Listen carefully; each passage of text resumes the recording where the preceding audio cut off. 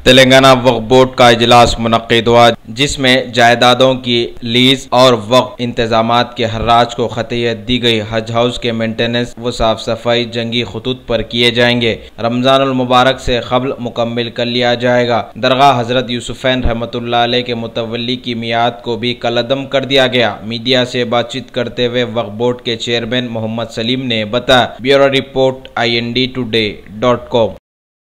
आज 40 चीज़ों का डिसीजन लिए, कुछ चीज़ें डेवलपमेंट कमेटी को रिफर करे, कुछ चीज़ें जो है तौलियत कमेटी है हमारे पास, सब कमेटियाँ उसको ये करे। हफ्ते के दिन कुछ मीटिंग है, फिर थर्सडे के दिन कुछ सब कमेटी की मीटिंग है, उसमें ये करे।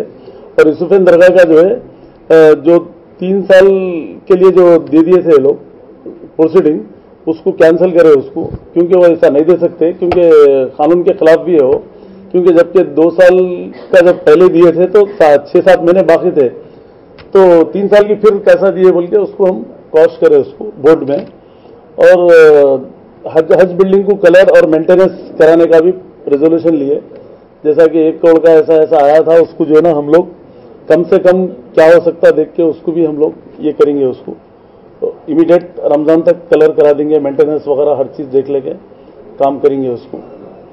और ऐसे जो प्रॉपर्टीज़ है हमारे, जितने भी जो प्रॉपर्टीज़ है, लैंड जहाँ भी है वक्फ बोर्ड के, उसका भी मैं इंस्पेक्शन करके जो है ना जहाँ भी जो प्रॉपर्टी पे इंक्रोचर्स है, तो हम DG साहब को भी लेटर देंगे कमेटी की तरफ से, हमारे बोर्ड के तरफ से, कि हमारे को पुलिस सपोर्ट होना है और कलेक्टर का सपोर्ट होना है। CM साहब को भी एक मेमोरेंडम देंगे हम कि साहब ये ऐसे ऐसे चीज़ें हैं, MRO का, कलेक्टर का, हर डिस्ट्रिक्ट में सपोर्ट चाहिए और पुलिस का, SP का चाहिए बोल के हम DG साहब को, और सिटी के लिए महेंद्र रेड्डी साहब को, कमिश्नर साहब को भी हम एक लेटर देंगे। वहाँ पर भी जहाँ जहाँ इंक्रोचमेंट है उसको हम कैसा खाली कराना है वो बराबर करके रहेंगे वो। और दूसरी चीज़ जो लीज देने के जो प्रॉपर्टीज़ है, इसको भी हम जल्द से जल्द ये करके डेवलपमेंट कमेटी में रखे उसको, सब कमेटी में पास होने के बाद हम लोग उसको भी जो है ना लीज, जिसका रेट बढ़ के रहेगा उसको हम लीज देंगे उसको। और वक्फ को कैसा प्रॉफिट होता है वो देखना है हमारे को। और जहाँ जहाँ होर्डिंग्स है, होर्डिंग भी जो है इलीगल जो भी है उसको हम बर्खास्त कराएंगे। और बेहरमती नहीं होना है, ग्रेवयार्ड्स, मस्जिद पे जो गलत तरीके के होर्डिंग रहते हैं वो भी नहीं रखने का है।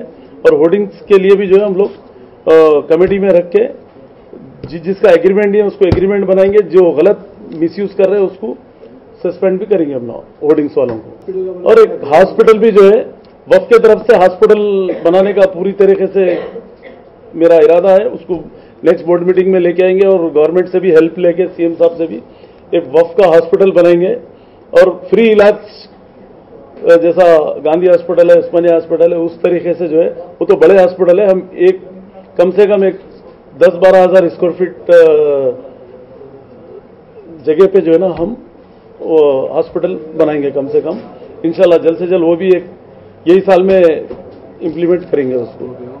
और बेवायों को भी जो है वक्फ की इनकम बढ़ने से जो है आने वाले टाइम में हम बेवायों को भी जो है यहाँ से हेल्प करने का काम करेंगे। और जो लोग बीमार है, किडनी, हार्ट, लीवर, ऐसा बिल्कुल पुअर पीपल है जो गवर्नमेंट से उनको आरोग्यश्री के वो नहीं है, वैसे लोगों को भी हम यहाँ से इमदाद करेंगे आने वाले टाइम में। अभी वो फाइनल नहीं है, बोर्ड में रख के पास करने का है वो।